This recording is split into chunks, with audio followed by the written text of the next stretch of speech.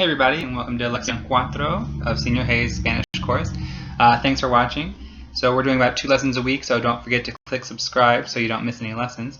And I'm kind of excited for today's lesson because it's our first real grammar lesson. So we're going to be discussing the subject pronouns like I, you, we, etc. And then we're going to talk about conjugating verbs, and specifically the verb ser. And lastly, we're going to learn some words for different occupations. So let's get started. So grammatical person. So I don't know if you remember this or not. You probably learned it at some point in your life about the concept of grammatical person. That there are 3 grammatical persons. There's first person, second person, and third person. So does that sound familiar? The first person is whenever we're speaking, the speaker of the sentence is referring to him or herself. So that would be sentences that use words like I and we. The second person is whenever the speaker is referring to the person who he or she is speaking to. So these would be sentences that talk about you or you all. And then the third person is whenever the speaker is referring to a third object, a person or an object that they're not speaking to. So those are the 3 grammatical persons: first person, second person, and third person. So in Spanish they have those exact same as Spanish. So that gives us basically 6 kinds of subject pronouns, because we have primera persona, first person, segunda persona, second person, and tercera persona, that's third person. And then also each one of those can be singular or plural.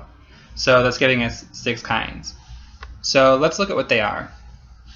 So primera persona singular, that's first person singular. Yo, it's the word yo, it means I. Yo. The second person familiar, remember how with second person in Spanish we have familiar and formal. So the singular, second person singular familiar is tú. So go ahead and say that, tú. And then our third person singular should just be he, she, and it, and it's él and ella. So repeat that, él, ella. And that means he and she. And in Spanish, they don't have a word for it that we would commonly use because all nouns in Spanish have a gender. So that's something we're going to talk about next lesson. But like basically like car, coche, or carro, that's masculine. So instead of saying it, you would refer to it as a he.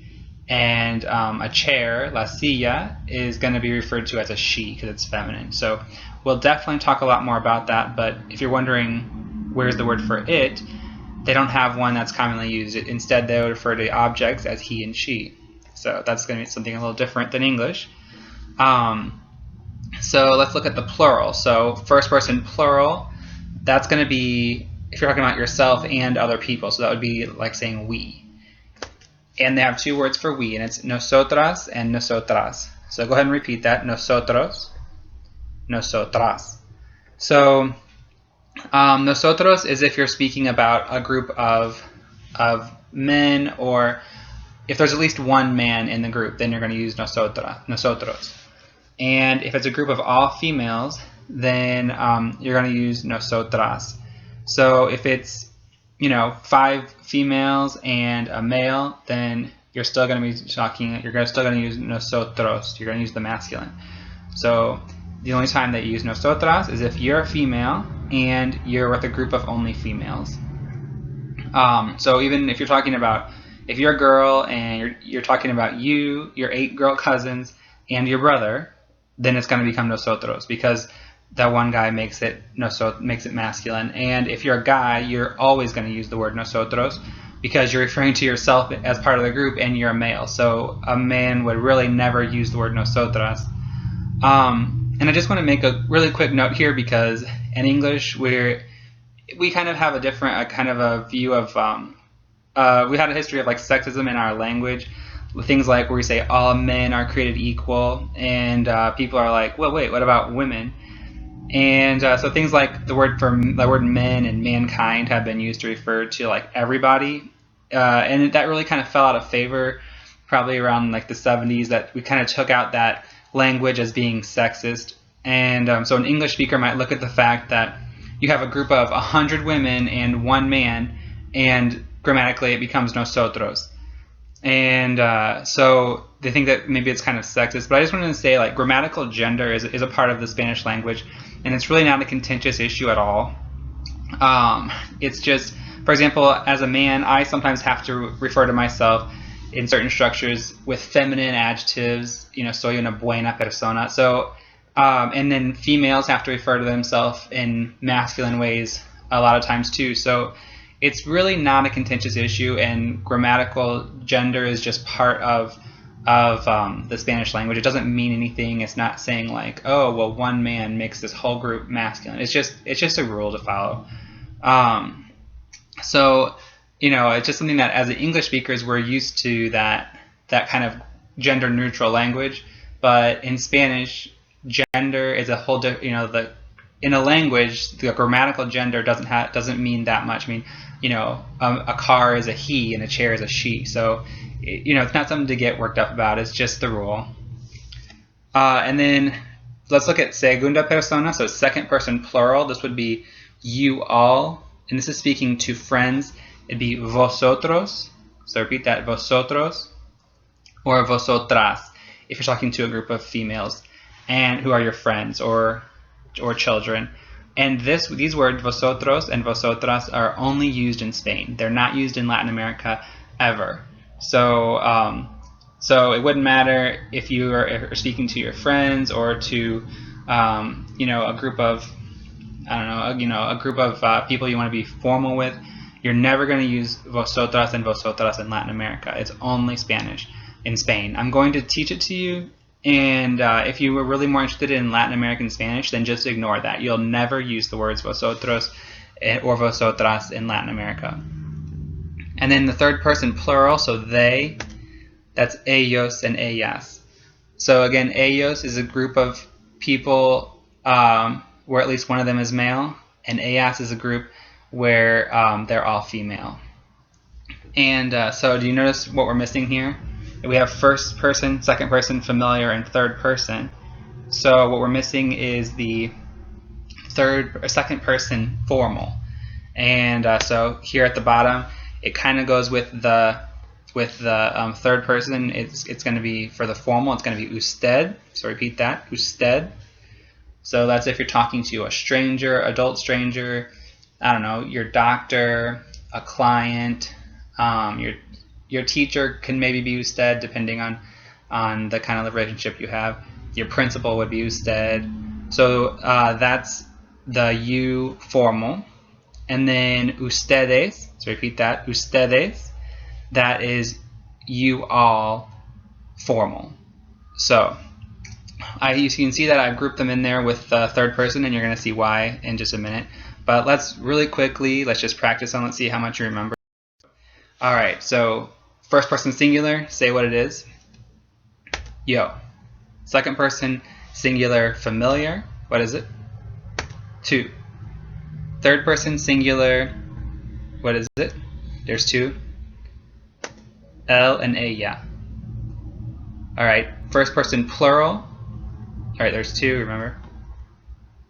Nosotros, nosotras. Second person familiar plural. This is only used in Spain. What would it be? There's two of them. Vosotros and vosotras.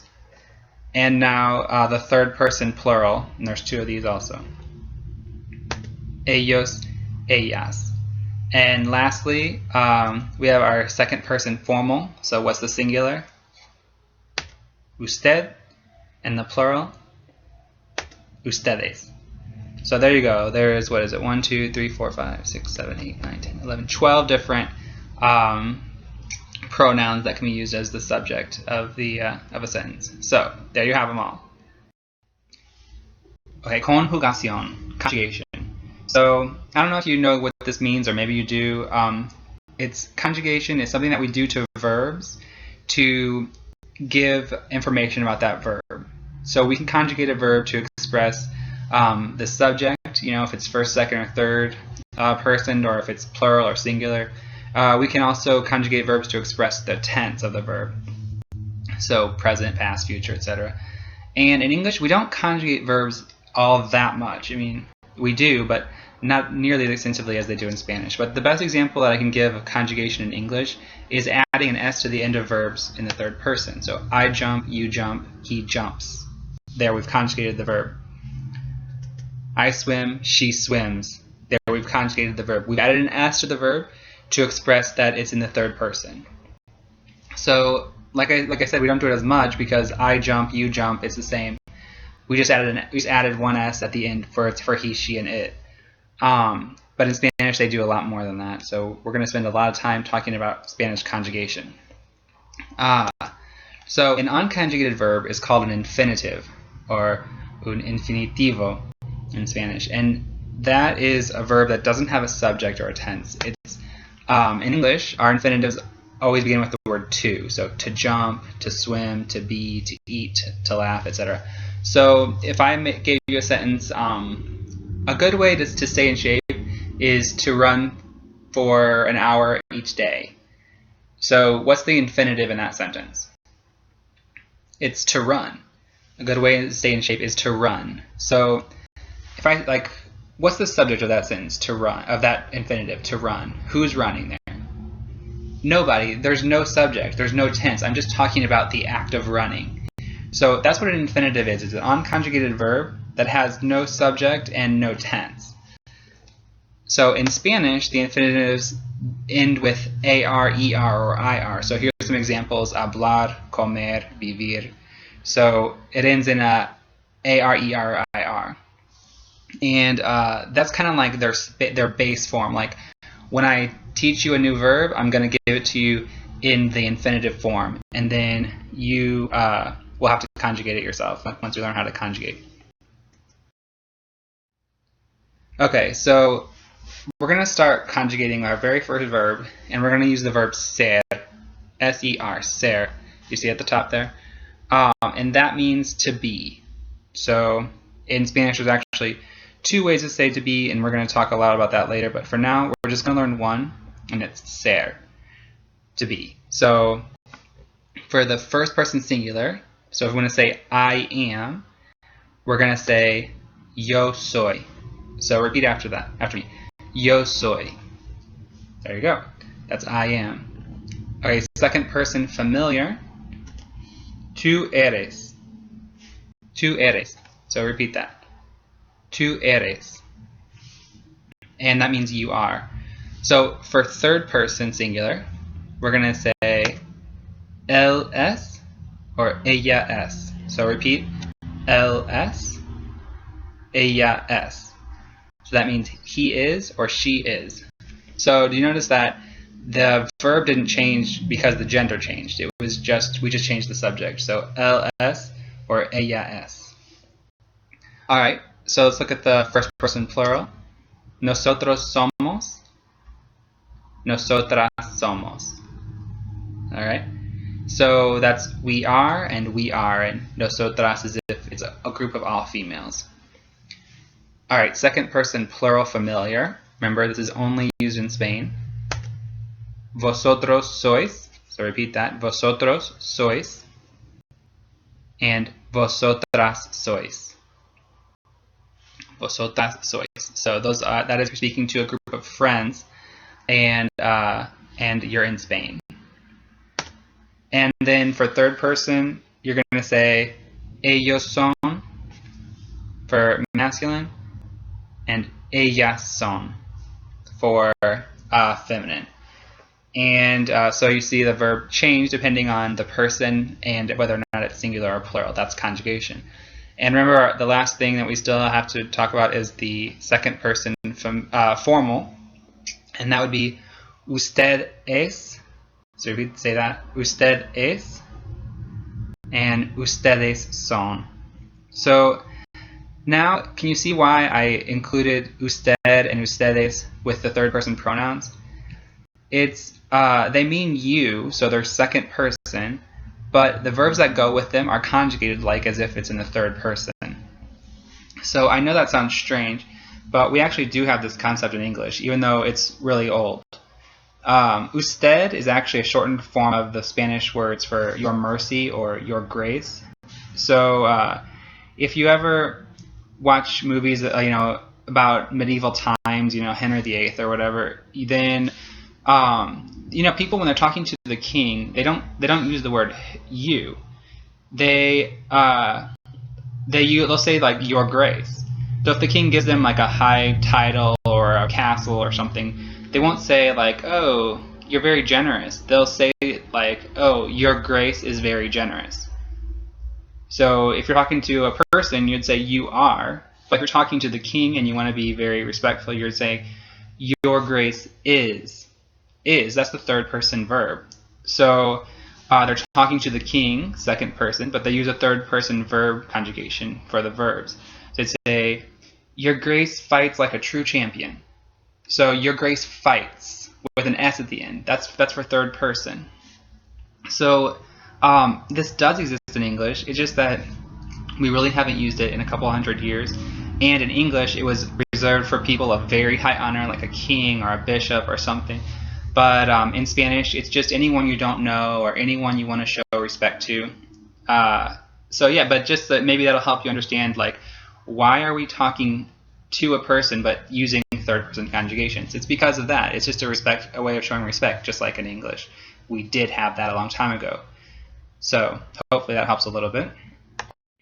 All right, so occupations. Like, now that we know how to say I am, you are, he is, then maybe one thing we want to talk about is our jobs, people's jobs, what they do. So I've included, I have some occupations here.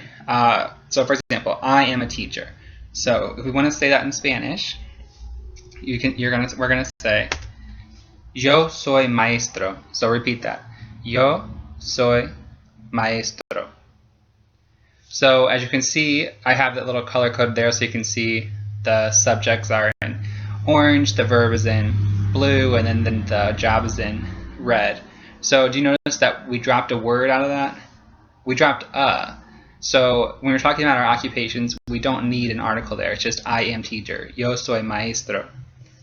We can't put in we don't say yo soy un maestro. That's not what we say. We say yo soy maestro. And actually we can shorten it even more to soy maestro. So soy, so that subject pronoun is actually optional, because the word soy, it only goes with yo. It's only going to be, the subject of soy is always going to be yo. So it actually gets dropped off because it's not necessary. If I say soy maestro, you know I'm talking about me because soy goes with yo. So that's why it's not very necessary to put yo. We can just say soy maestro. Now let's look at she is a teacher. So let's see if you can figure it out. How do you think you'd say she is a teacher? Okay, what did you think? Did you think it's ella es maestra? So first thing we had to do was change, what's the word for she that we just learned, and it's ella. And now we're talking in the third person, so we're going to use our third person singular conjugation of ser, and that is es. Ella es. And now the last part, maestra. So because we're talking about a girl, we switched it from an O in maestro, which is masculine, to an A at the end. So ella es maestra. And that's something that you're going to see for a lot of occupations in Spanish, that when you're talking about a man, it ends in an O, and when we're talking about a woman, it ends in an A. There's a lot of exceptions to that, but that's probably the majority have that OA thing at the end. So remember how you can drop the subject? So what's another even shorter thing we could say? Es maestra. Es maestra. So that's dropping the subject there isn't going to be as common as it is with yo, because es can have a whole lot of subjects. It can have he, she, my mother, anybody, a person, my friend. So that's why it's not going to be as common to drop ella there as it would be to drop soy, yo from soy, because if I say soy maestro, you know I'm talking about myself. If I just say es maestra, you can be like, who? Your sister? A friend? Who is the teacher? So that's why it's usually included. Alright, so here's some occupations. Teacher, maestro for men and maestra for women. So here, let's do some practice. So the first one is a man. So how do you think we're going to say he is a teacher? Do you remember? Él es maestro.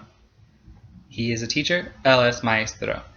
And now we just said this a minute ago. How do you say she is a teacher? Do you remember?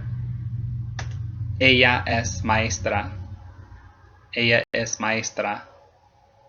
All right, let's student. Now, student doesn't end in an O or an A. It ends in an E. Estudiante. So it doesn't change. It's the same word for men as it is for women. Estudiante.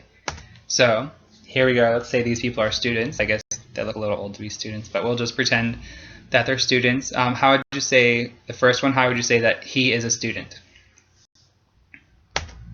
Él es estudiante. And what about the woman? How would you say that she's a student? Did you get it? Ella es estudiante. So all we did was change the subject. We didn't have to change the final word because it's the same for men and women. Okay, let's look at lawyer. So repeat after me. Abogado. Abogado is for men, and a female lawyer is an abogada. Abogada. So now we've got the man and the woman again, only this time they're speaking. So they each want to say, I am a lawyer. So how's the man going to say, I am a lawyer? Yo soy abogado. Yo, I am. Soy abogado. So, or yo is I, soy am. Abogado is lawyer. So the woman, what's she going to say? She's going to say, yo soy abogada, or just soy abogada. Remember that yo is optional. So either one, it could be yo soy abogada or soy abogada. Okay, a police officer, policía. So here's something of a exception to the rule because it ends in an A, even if it's a male or female. So go ahead and repeat, policía. All right, so now we've got the man and the woman, and again they're talking. They both want to say, I am a police officer. So how does the man say it? Yo soy policía. And the woman? Soy policía. So it doesn't change. Yo soy policía, or either one. They could each one of them could say yo soy policía, or they could say soy policía. So it doesn't change. It's the same for men and women. A cashier. Cajero.